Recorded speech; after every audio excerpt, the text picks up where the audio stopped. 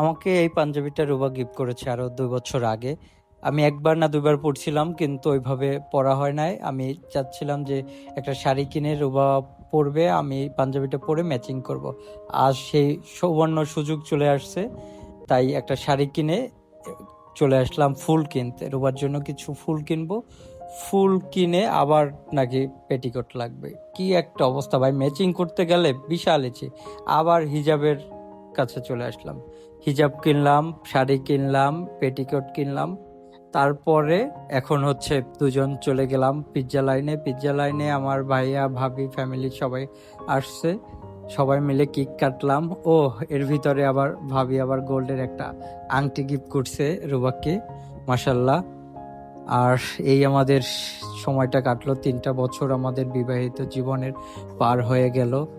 আপনাদের কাছে দোয়া এবং মহান আল্লাহ পাকের কাছে দোয়া। আলহামদুলিল্লাহ, ভালো থাকবেন সবাই, সুস্থ থাকবেন, টাটা। অবশ্যই আপনারা বৃষ্টির পর একটা ঠাডার শব্দ বুঝছেন।